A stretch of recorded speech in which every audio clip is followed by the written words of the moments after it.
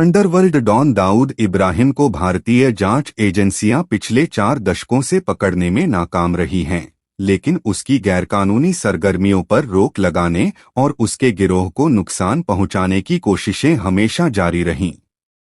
इसी मकसद से सरकार ने साल 2000 से इनकम टैक्स कानून और सफेमा के तहत उसकी जायदादों की नीलामी शुरू की। दिसंबर 2000 में पहली नीलामी का ऐलान हुआ, लेकिन खौफ के चलते कोई बोली लगाने नहीं आया।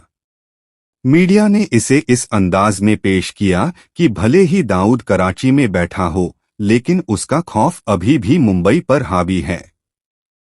कुछ महीनों बाद फिर नीलामी हुई, जिसमें दिल्ली के शिवसैनिक और वकील अजय श्रीवास्तव ने बोली लगाई और नागपाड़ा इलाके में दाऊद की 2 दुकानें खरीद लीं। श्रीवास्तव ने कहा कि उनका मकसद यह पैगाम देना था कि दाऊद जैसे भगोड़े से डरने की जरूरत नहीं। हालांकि नीलामी जीतने के बाद भी 25 साल गुजरने के बावजूद वो इन दुकानों पर कब्जा हासिल नहीं कर सके।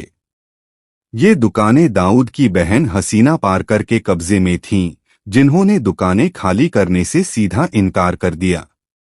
दिल्ली के कारोबारी जैन भाइयों की दास्तान भी कुछ ऐसी ही है। साल 2001 में पीयूष जैन और हेमंत जैन ने ताड़देव इलाके में दाऊद की उमेरा इंजीनियरिंग वर्क्स नाम की 144 वर्ग फुट की दुकान नीलामी में खरीदी, लेकिन जब वह इसका पंजीकरण कराने पहुंचे तो उन्हें मना कर दिया गया, यह कहकर कि यह जायदाद केंद्र सरकार के तहत आती है और केंद्र सरकार के अधीन रही संपत्ति का किसी निजी व्यक्ति के नाम पर रजिस्ट्रेशन नहीं हो सकता है। कई सालों की दौड़ धूप और सरकारी दफ्तरों के चक्कर लगाने के बाद मामला आगे बढ़ा। 23 साल की देरी के बाद जब रजिस्ट्रेशन का रास्ता साफ हुआ तो रजिस्ट्रार ने उनसे बढ़े हुए स्टाम्प ड्यूटी, रजिस्ट्रेशन फीस और जुर्माने के तौर पर 1,54,000 रुपए की मांग की, जबकि संपत्ति की कीमत सिर्फ 2 लाख रुपए थी।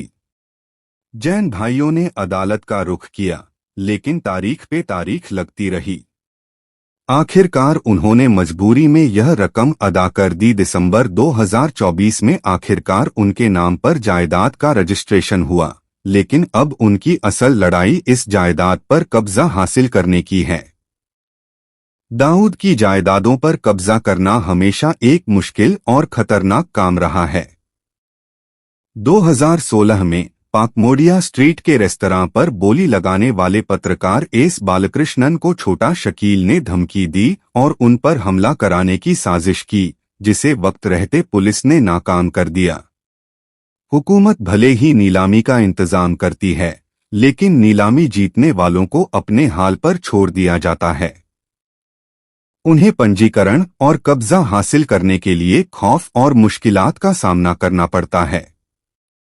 पीयूष जैन ने यह मांग की है कि हुकूमत नीलामी के बाद जायदाद पर कब्जा दिलाने तक बोली लगाने वालों का साथ दे, ताकि वह बेखौफ होकर इस अमल को पूरा कर सकें।